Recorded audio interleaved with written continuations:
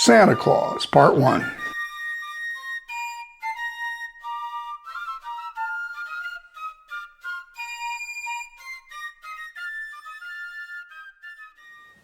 Santa Claus is a mythical figure associated with Christmas. He's a rotund little man with magical powers to make himself small and travel at the speed of light. He employs elves but is not one himself. He's a magical person. Santa Claus was developed in the United States based on folklore traditions of Western Europe regarding St. Nicholas. Here's a typical portrayal of Santa Claus bringing gifts for good girls and boys. I painted it for Christmas 2020. St. Nicholas was born in 270 AD during the Roman Empire. He was a Greek bishop in southwest Turkey. There are no historical records attesting to his existence, so none of the stories about his life are certain. The earliest accounts were written centuries after Nicholas died. Tradition has it that he was born to a wealthy family in Patara, a flourishing maritime port near Myra in the Roman province of Lycia. His parents had died in a plague that left him an orphan. He had no interest in their money. He wanted to live in piety and obscurity. Nicholas was very religious at an early age, devoting his entire life to Christianity. As a youth, he visited Palestine and Egypt. Soon after returning home, he became the bishop of Myra.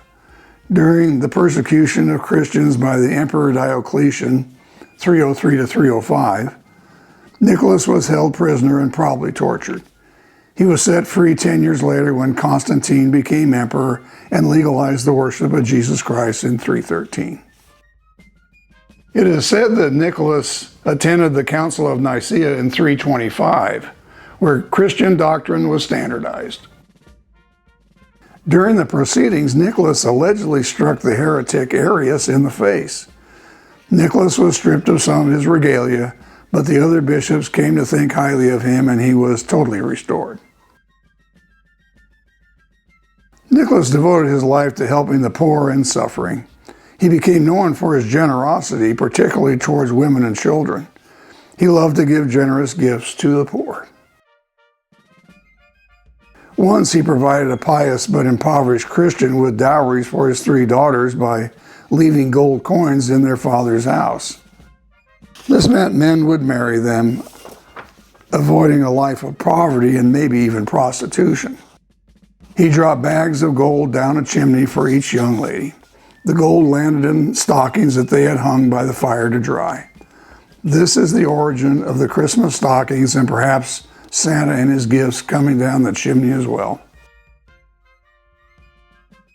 Another time, it's said Nicholas was visiting a remote part of his diocese.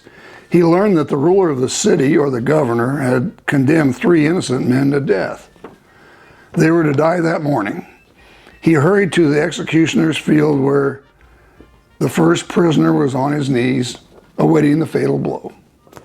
Nicholas took the sword from the executioner's hands and threw it to the ground. Then he ordered the condemned men freed. His authority was such that the executioner left his sword where it fell. Later, the ruler confessed and sought the saint's forgiveness. Nicholas gave him stiff penance, not typically detailed. Nicholas died in 343, 73 years old. His burial place was in his church in Myra. The church was replaced by a new one on the same foundation.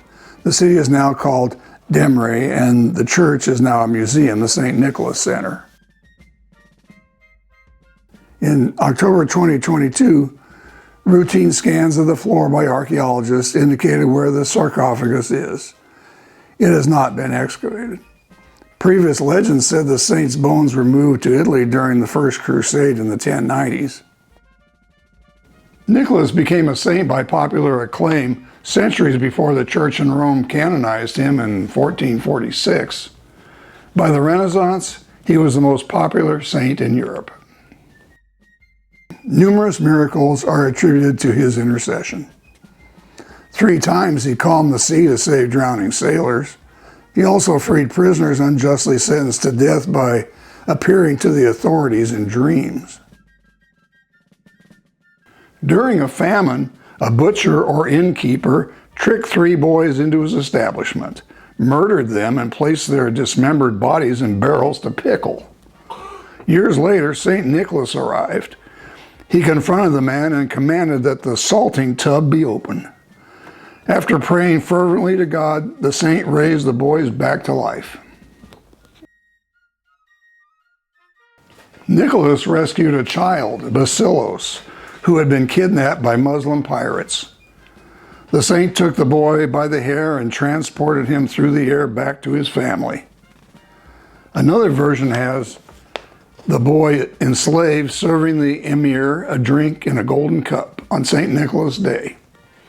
The captive remembers his home and sighs, whereupon the ruler mocks him, saying he will never be set free. Immediately, a divine wind sweeps him back home, still holding the precious cup.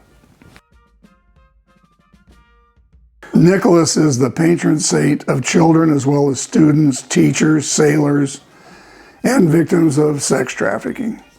His feast day is December 6th, which is the main reason he is connected with Christmas. During the Middle Ages, usually on the evening before his feast day, children were bestowed gifts in his honor. In the Renaissance, stockings or shoes were set by the fireplace. They were filled with treats in the night by parents for the children to discover on the morning of the feast day. Apples, oranges, and nuts. Cookies, including gingerbread shaped like St. Nicholas.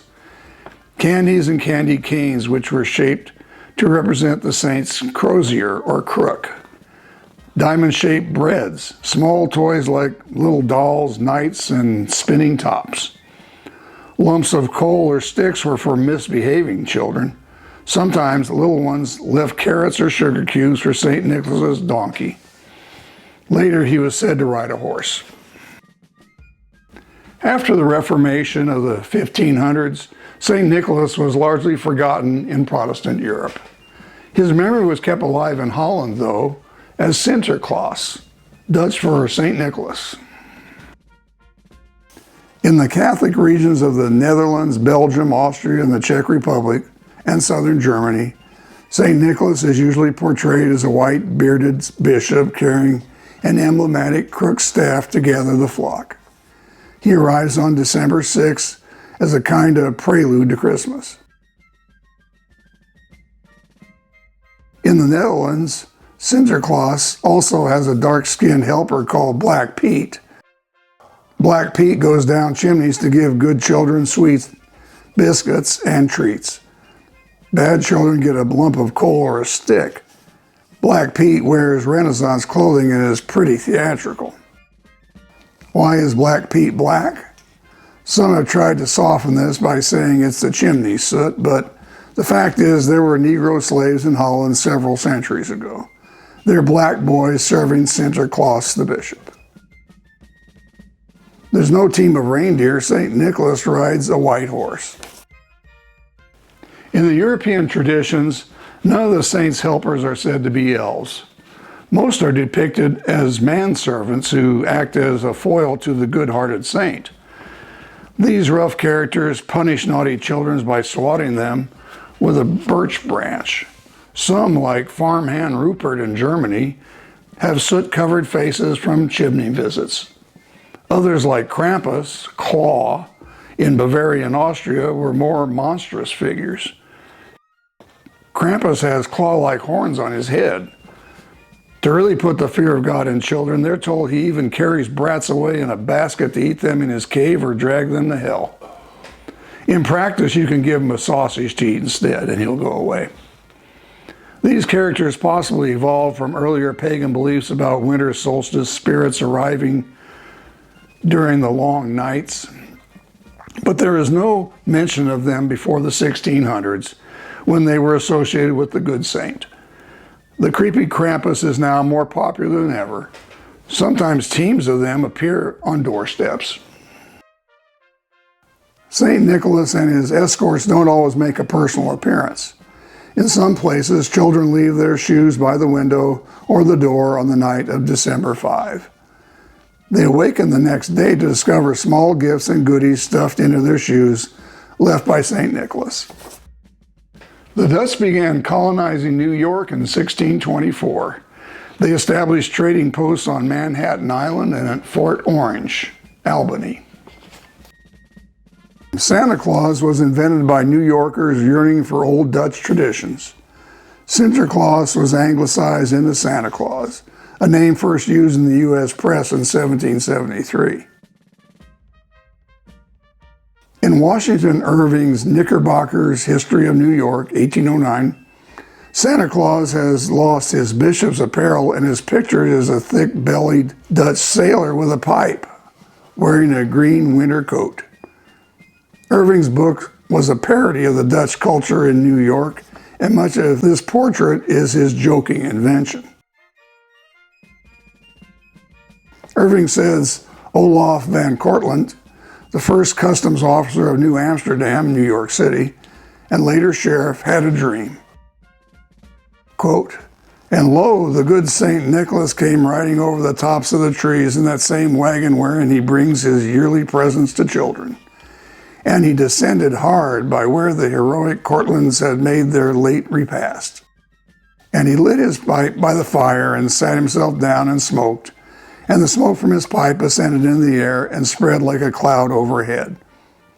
In his dream, Olaf went outside and climbed a tall tree and, quote, saw that the smoke spread over a great extent of country, and he fancied that the great volume of smoke assumed a variety of marvelous forms.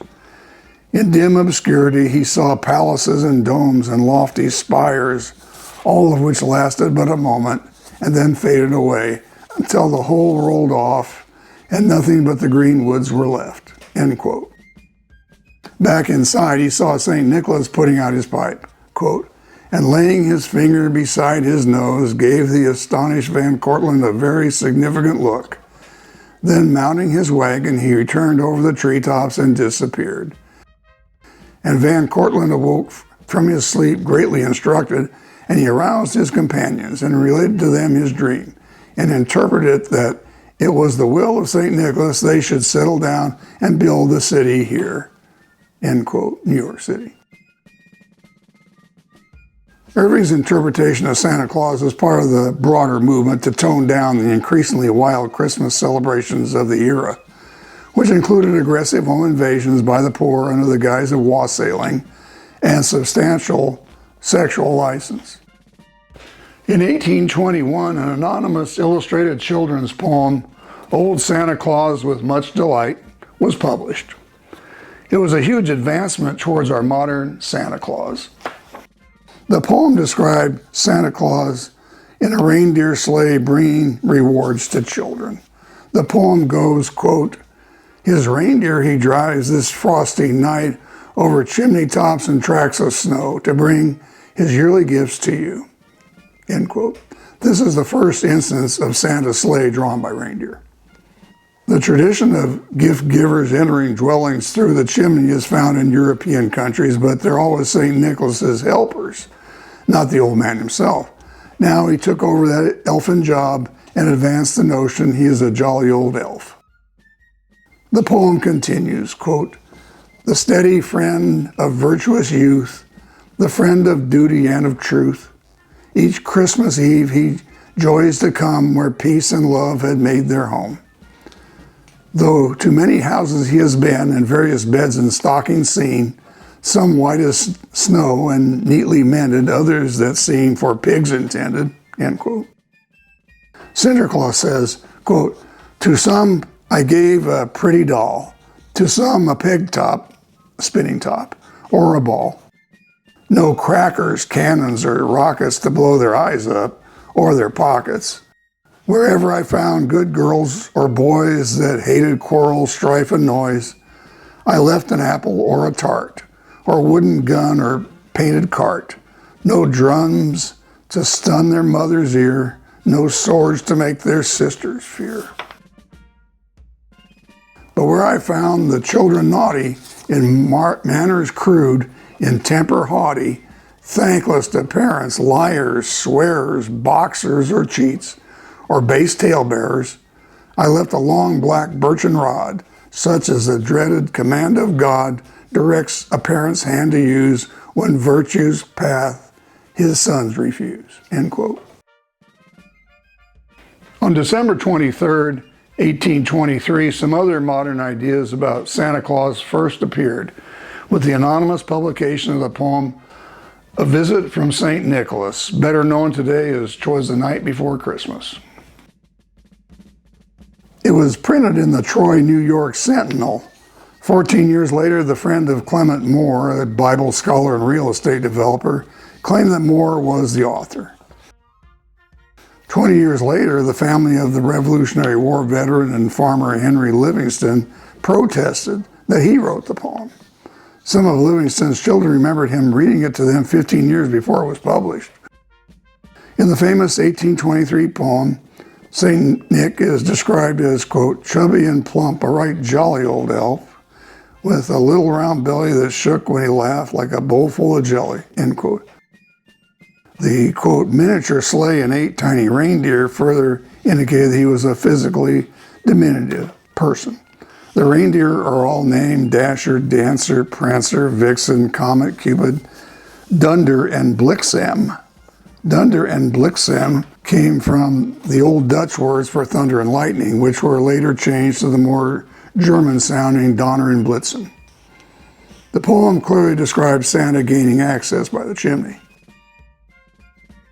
In 1845, Kris Kringle was a common variant of Santa Claus in parts of the United States, such as Pennsylvania, while he remained Santa Claus or St. Nicholas in New York. German settlers began putting up community trees in Pennsylvania in 1747. The first recorded Christmas tree as a family display in America was in 1819 in Pennsylvania. It's a small tabletop version like a centerpiece. Still, many Americans didn't accept the tradition until the late 1840s because they saw the trees as pagan, having nothing to do with Jesus. Queen Victoria helped popularize Christmas trees when a drawing of her and her family gathered around a decorated tree was published in the Illustrated London Times in 1846. Victoria's husband, Prince Albert, was from Germany. The Tannenbaum, which means fir tree tradition, originated in southern Germany in the 1500s. It was in line with the old Germanic folklore about sacred trees. The evergreen symbolized constancy and faithfulness. It was Christianized by referencing the tree of life in the Garden of Eden, decorated with nuts and sometimes wafers or cookies. Martin Luther is believed to have begun the practice of putting lit candles on the trees. Germans added glass ornaments in the late 1500s. In the mid-1800s, Americans on the East Coast followed the latest British fad of putting up Christmas trees. Ornaments became popular in the United States in the 1890s, when Americans started to favor tall Christmas trees that stood on the floor and touched the ceilings of their homes and buildings, instead of the earlier tabletop ones. For years, cloth or thick paper was used to wrap gifts. Then, in the late 1800s, tissue paper was introduced. It became fashionable to wrap gifts in green, red, or white tissue paper, decorated with bows and ribbon.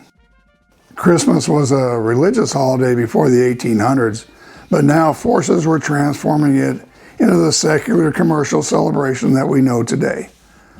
The wealth generated by the Industrial Revolution created a middle class that could afford to buy presents, and factories mass-produced goods.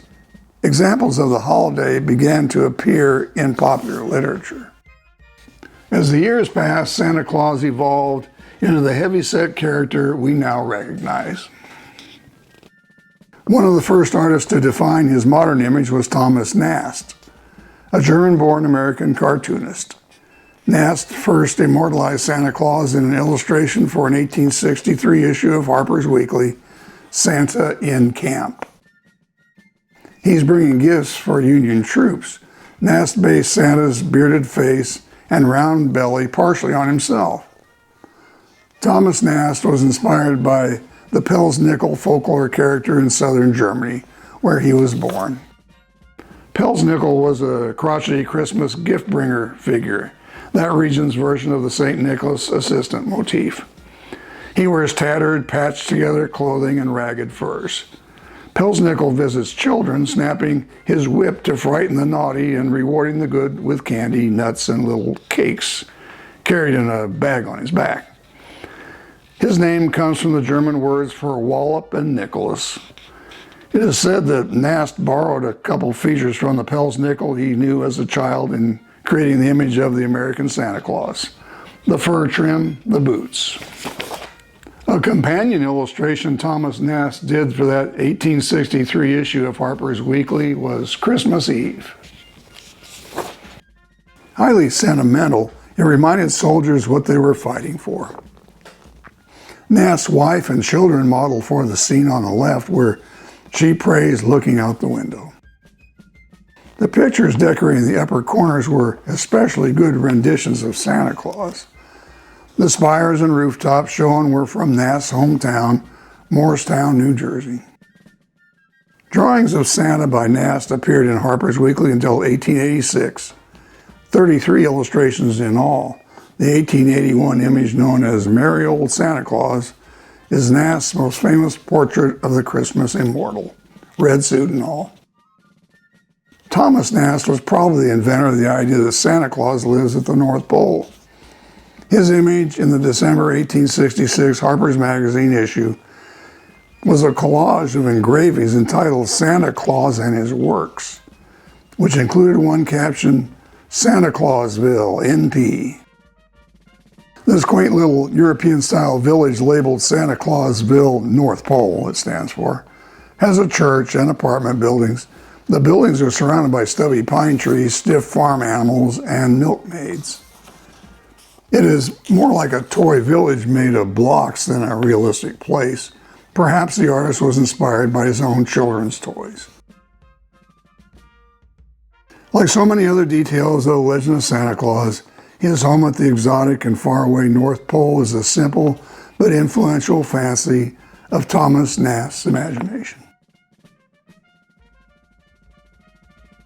More wonderful examples of his creativity are seen in other sections of Santa and His Works, such as Santa's Workshop, with the good saint making a little wooden horse and a dolly, and Santa's account book with its record of behaviors.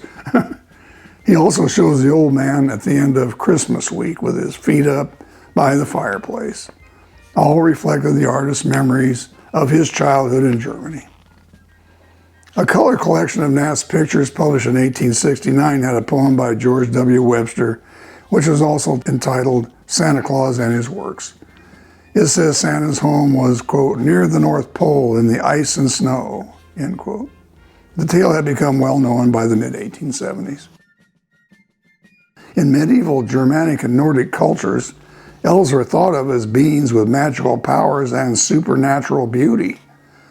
They were ambivalent towards everyday people and could either help or hinder them.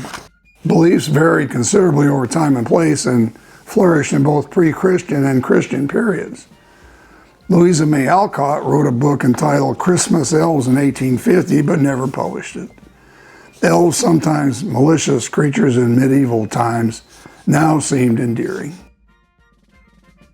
The idea of Santa's elves being helpers was popularized in 1873 by Godey's Lady's Book, a magazine whose December issue that year showed them on the cover. The caption read, quote, "Here we have an idea of the preparations that are made to supply the young folks with toys at Christmas time," end quote. Godey's Lady Book was very influential in introducing Christmas traditions at the time, having shown a modern Christmas tree on its cover in 1850. Although helped by elves, the idea of Santa making the toys himself like a craftsman remained in vogue into the 20th century and beyond. By the late 1800s, Christmas had been transformed into a private moment devoted to the heart and home, and particularly children. Santa Claus was exactly the kind of hero Americans needed for their new family-friendly Christmas. The English tradition of Father Christmas was a personification of the season.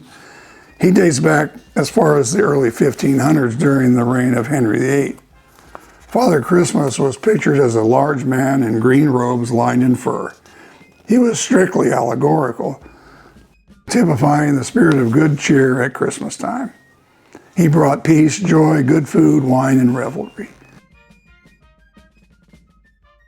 He was essentially concerned with the adult world, personifying feasting and games. Father Christmas had no connection with presents, and he was not treated with much respect either, being in general a burlesque figure of fun. By the 1880s, Father Christmas had almost completely adopted the lore of Santa Claus, dedicated to children. His green robes changed in a red suit. Father Christmas had a sack of toys and sweets, just like Santa Claus in New York.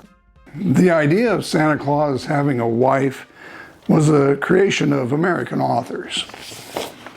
In 1889, the poet Catherine Lee Bates popularized Mrs. Claus in the poem Goody Santa Claus on a Sleigh Ride. Mrs. Claus is speaking the entire poem. She wants to go with Santa on his rounds on the special night. The poem reads in part, quote, "Santa dear, let me go and hold the reindeer while you clamber down the chimneys. Wouldn't it be pleasant to surprise me with a present? This ride behind the reindeer is the boon your goody, or loved one, as they said at the time, begs. Home to womanhood is suited. Nonsense, good man. Let our fruited orchards answer for the value of a woman out of doors. See, I've fetched my snowflake bonnet I've not worn since we fled from fairyland on our wedding day. How we sped through iceberg porches or portals with the northern lights for torches. You were young and slender, Santa, and we had this very sleigh." Santa relents, saying, "Jump in quick then." Mrs. Claus resumes, "I tie your fur cap closer, I kiss your ruddy chin. I'm so pleased I fall to singing, just as sleigh bells take to ringing. Off across the starlit Norland, where no plant adorns the moorland, save the ruby-berried holly and the frolic mistletoe. Oh, but this is Christmas revel, the reindeer's hooves strike sparkles from the crispy, crackling snow. There's the man in the moon before us. Now we pass to the drowsy land of mortals. Snow-enfolded, silent cities stretch about us. Oh, how sound the world is sleeping, but an angel face shines gladly down from every golden star. Here is a roof, I'll hold the reindeer. I suppose this weather vane, dear, someone set here just on purpose for our team to fasten to." Mrs. Claus talks directly to Santa. "No chimney swallow dies but where its mate can follow. Would it be so very shocking if your goody filled a stocking just for once? Oh dear, forgive me. Frowns do not become a saint. I will peep in at the skylight where the moon sheds tender twilight to see two dreaming boys in their fluted nighties, rosy cheek to rosy cheek. What, no gift for this poor garret?" A small room in the attic. "Their father's a poet, but oh cruel, he has neither light nor fuel. Now the pack, Santa's sack, is fairly rifled." In other words, Santa's rummaging through and gave them something. "So our sprightly reindeer clamber with their fairy sleigh of amber on from roof to roof. Wait, there's yet a tiny fellow, smiling lips and curls so yellow you would think a truant sunbeam played in them all night. He flies kites higher than the gold cathedral spire in his dreams. The orphan bairnie, which is a small child, little tatterkins, a waif. Santa, don't pass by the urchin, shake the pack and deeply search in all your pockets. There is always one toy more. I told you so." Pause while Santa enters the house. "Up again? Why, what's the trouble? On your eyelash winks the bubble or droplet mortals call a tear. Holes in stocking, heel and toe? Good man, though your speech is crusty, there's nothing rusty in your heart. A child's least sorrow makes your wet eyes glisten. I'll mend that sock so neatly it shall hold your gifts completely. Take the reins and let me show you what a woman's wit can do." She enters the house. "Puff, I'm up again. My dearie, flushed a bit and somewhat weary with my wedding snowflake bonnet worse for soot, an icicle for a needle threaded with a pale moonbeam, I darned the laddie's sock. Then I tucked a paint box in, frost fruits white and sweet, and the toys your pocket misses. Oop, and kisses upon kisses to keep safe from evil paths, the motherless small feet. Mrs. Claus hears a sound. There's a patter of soft footsteps and a clatter of child voices. Speed it, reindeer, up the sparkling Arctic hill. Merry Christmas, little people. Joy bells ring in every steeple, and Santa's goodies, gladdest of the glad, I've had my own sweet will, end quote. So that's what Mrs. Claus is like.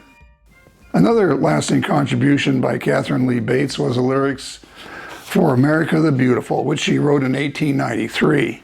Bates, aged 33, was an English professor at Wellesley College. She was inspired by a train trip to Colorado.